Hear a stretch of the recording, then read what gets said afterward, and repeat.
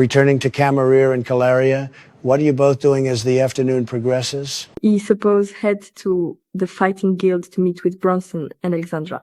We tell them our plans and see if they want to accompany us. Venturing through town, a few small rumbles from the ground sets people on edge. They fade after a few seconds, but were conspicuous enough. What on earth? Why was that sensation somewhat familiar? I have an idea why, but I hope I'm wrong. Maybe it's just workers fixing something down in the sewers or something like that. Very well, Mother. Let's pick up the pace then. Reaching the fighting guild, the earth rumbles and shakes, more violently this time. Well, them. Baser is already outside, casting a spell, his eyes glowing. Outside the town, a portal is forming. The ground around it is breaking. His eyes cease glowing. Camarir, Calaria, good to see you both again, especially now. And you, Basser, did you say a portal? Is it infernal in nature? From what I saw, yes. And someone was running towards it. We've dealt with these things before. We'll handle it, Basser. Your words carry wisdom. Very well. Get to it. I'll try to calm all the people, along with fellow guild members. They're strong, but haven't dealt with anything like this before, so they'll remain with me. Leave it with us, Baser. You both rush to the town gates, slipping through during the commotion, crowds of people panicking and dashing in multiple directions, the guards busy with handling things. A minute away from outside the gates, the portal flares to life. Near it, you see a familiar face. Such fascinating formations. How do you tick? What will you release next? Rover, get away from there. No need to panic, Camarir. I've this handled. No, you don't. Something's gonna come through that portal any second. You need to get back. And don't look back. I'm well aware of this, Camarir. Hence why I'm here. Flames erupt and dance all around the portal, obscuring the center of it. Once the flames subside, a figure stands in it, a brutish, ape-like demon, resembling a large, muscular orangutan with blue skin, red fur, massive fists with 6 fingers, and tusks. Everyone roll initiative. Only an 8. Only a 6 on my end. Rover draws a longbow, glowing arcane runes covering it, already loading 2 arrows. That's a nat 20 for the first hit. Without hesitation, Rover launches a gleaming, enchanted arrow right at the beast's eye. It bellows and roars in extreme pain.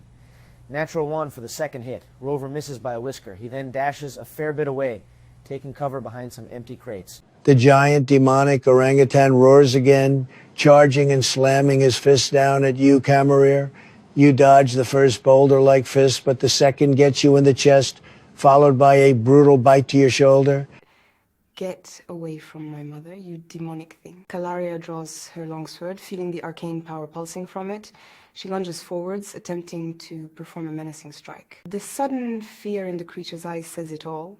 Flourishing her blade, Calaria plunges it into the wound she just caused, drawing a small fountain of dark blood as the demon howls in intense pain. Camarir takes a risk and tries to move back. The creature has disadvantage because it's frightened and can still see Calaria. Miss. Camarir gets as far back as possible, shield out. She plays her viola, granting bardic inspiration to Calaria. She follows that up with trying to surround the creature in transmutation magic, performing a spell. She just succeeds, the giant orangutan creature getting swarmed and drenched in the magic, slowing it down significantly. Rover gets halfway up from behind cover, speaking arcane words as a vague image of crossbones appear above the creature's head. Bow still in hand, he launches another pair of beautifully crafted arrows. He fires both of them simultaneously, both landing deep in the creature's side. The vague arcane image of the crossbones flash as they land, causing the creature's veins to blacken temporarily. Rover climbs up to the top of the crates after making sure they're secure. The giant, enraged, demonic orangutan, now coated in various spell effects, manages to lunge in your direction, Calaria, trying to clamp its teeth deep into you. Natural 20 and 11. Luckily, it's disadvantage. Calaria, you get chomped on, the wretched thing tearing out a fairly sized chunk of your flesh. With a deep growl and roar, the creature shakes off the transmutation magic that was clinging to it. Struggle and roar all you wish, but it won't help much. Calaria points her blade at the thing, taking a deep breath before lunging forth, trying to perform another menacing maneuver. It doesn't seem to have worked, but Calaria has carved another deep wound into Thing, swirling around dealing another deep slash, briefly seeing the creature's insides before blood spurts out. Calaria, how do you want to do this? Calaria thrusts her blade back into the deep wound she just inflicted, carving upwards, twisting her blade before striking the Thing's jugular, then slicing its throat open whilst it's weakened. With one final howl, the gargantuan orangutan collapses to the ground in a thin but wide pool of its own blood. The infernal portal glows with a little less intensity than before. Rover rejoins Calaria and Camarir, stowing his longbow back on his back. You fought well, both of you. Thank you, but we're not done yet. What was it we learned prior? Non-believer's blood must be spilled. And Sindala did just that. I'll do it. Camarir unsheaths her blade. Are you sure, Mother? I'm certain, sweetheart. Camarir does what Sindala did, blood dripping onto the infernal portal. Once that is done, she casts healing magic onto herself. Make an intelligence, wisdom, or charisma saving throw, Catherine. Charisma it is. 25. You take 50 damage, halved to 25. Camarir gasps in pain, overwhelmed for a heartbeat. Camarir, are you all right? Mother, talk to me. I'm fine, thank you though. The portal burns bright blue before imploding in on itself, closing in a bright flash of intense light. The ground surrounding the portal is mended and undamaged, unlike before. Excellent work, Camarir. I'll include your efforts and actions in my report to Mayor Archibald. You can tell Mayor Archibald that he's to do more if these portal matters are to be resolved. Then maybe join me. 2 powerful tieflings on my side is nothing to scoff at. Thank you, but we're not sticking around here. We'll be off soon. Oh, where are you headed? Insignificant. Now, please excuse us. Are you always going to give me the cold shoulder every time we bump into each other, Camarir? Not what I'd call it. And we're just keen to set off. Very well. If you're sure you don't want to join me. Thank you for the offer, but we're sure Lend your talents and skills to those who can't defend themselves. we'll head back to the fighting guild after quickly informing the guards that the creature is dead. You get thanked multiple times by the guards and a large crowd of civilians.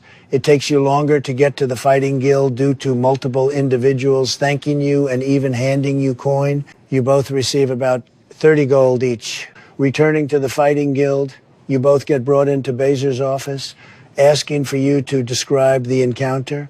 Roll a history check, please. Bardic inspiration to Calaria. Thank you. With bardic inspiration, that's 11. That's a hell of a fight. What about the creature? Describe it to me again. Roll another history or charisma check. Charisma check, definitely.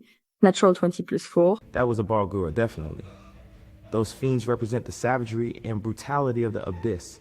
To have one appear here is very frightening. Bassa returns a little while later, looking a little weary. Consider the time spent here so far a short rest. Bassa, are you all right? I am well, my friend. Keeping the townspeople composed took more out of me than I expected. Oh, to be young again. Camarir asks about Bronson and Alexandra. They went with Lady Cecilia down to the sewers to investigate a possible disturbance down there relating to these shapeshifters. Do you have any idea when they'll be back? I can't say literally. I have no idea. Passer, you're a wise man. Calaria, what disease father is suffering from? Maybe he knows a cure. Alaria recites the details as best she can. I'm sorry, but I'm unfamiliar with that disease. I can concoct a general antidote if that'll assist in some way. Otherwise, maybe an experienced paladin might know. But I don't know of any. Maybe the Temple of Timora? Or the local library, the Wise Nut, might contain a useful tome or two. Good to know. Thank you. Can we please wait here for Bronson and Alexandra's return? Of course. They should be back safely soon. Speaking of which, Bronson, Alexandra, and Cecilia, you take a long rest, taking it turns to patrol and watch the area. Your watch goes by uneventfully, Bronson. Alexandra, during your watch, you swear you can hear distant whispers sounding from afar. Can Alexandra make a perception or arcana check? You can roll both if you wish to.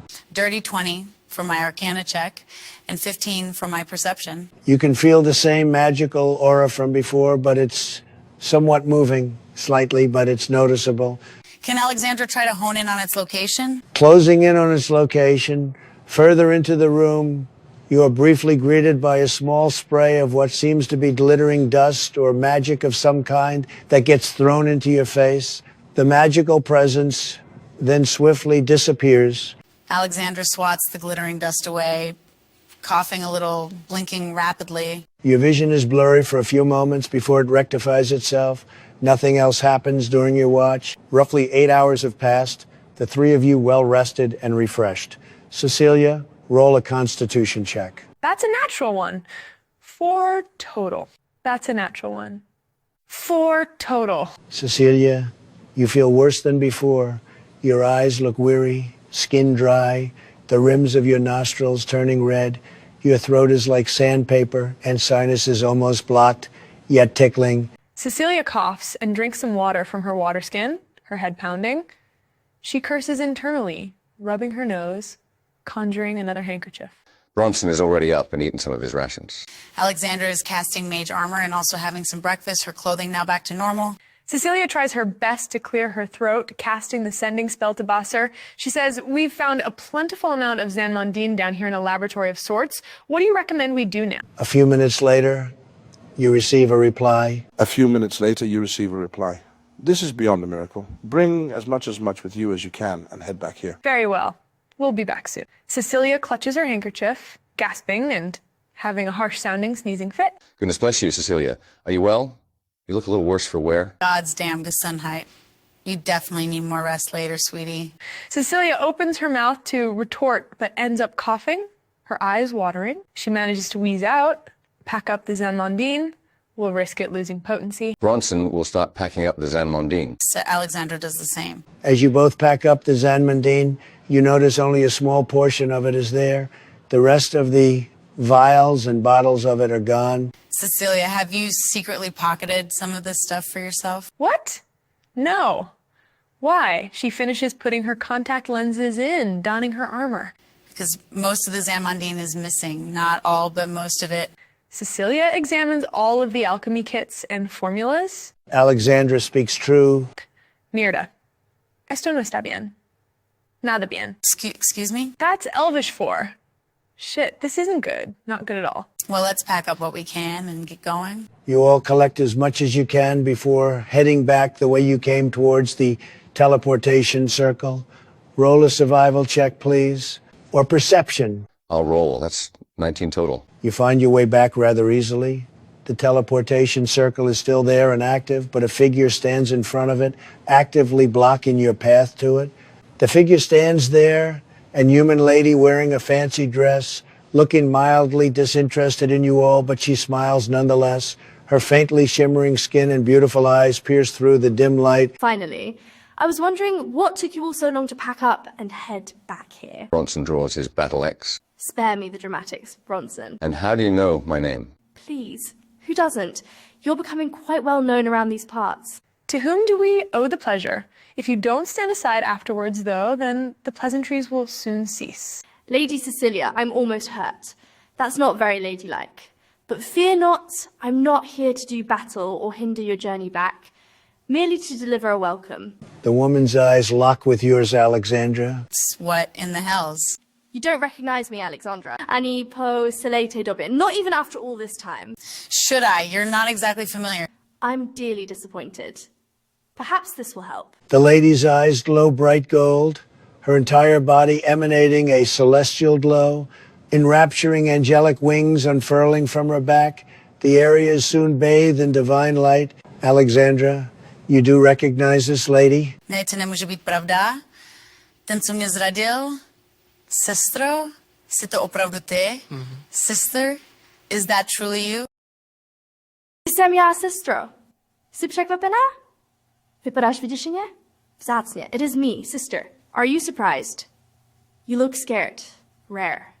But glorious. The lady's eyes and body return to normal, though her skin continues to shimmer. Vidět ten strach ve tvých očích je nádherné. Tak sladké. Oh, to see that fear in your eyes is glorious and so, so sweet, sister. Why are you both speaking mostly in gibberish? It's celestial. I recognize a few of the words. Alexandra immediately fires a large stream of fire at the lady.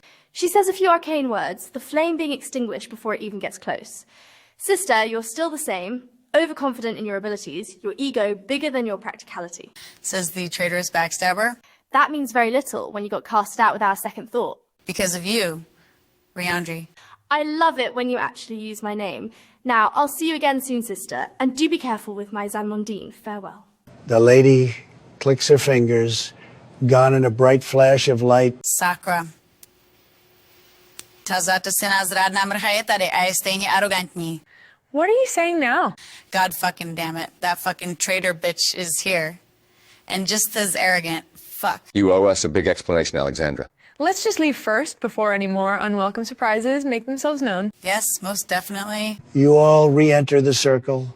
Cecilia has another sneezing fit before collecting herself, casting the necessary verbal and somatic components. All of us soon back in Passer's office. Kamarir is sleeping on one of the sofas, book in hand, her glasses at an angle on her face. Calaria is almost asleep but wakes up as the others return. Passer sits in his favorite seat, warm cup of coffee in hand. My friends, your return is a wonderful sight. Coughing roughly, Cecilia shakily makes her way over to Basser, handing him the Zanmondine, whispering something to him. She smiles weakly at everyone, excusing herself and heading out of the room, looking drained. Passer is practically transfixed as he examines the Zanmondine. Such a rare phenomenon. This truly is incredible. Kamarir slowly awakens, rubbing her face, nearly knocking her glasses off. Good sleep, my darling.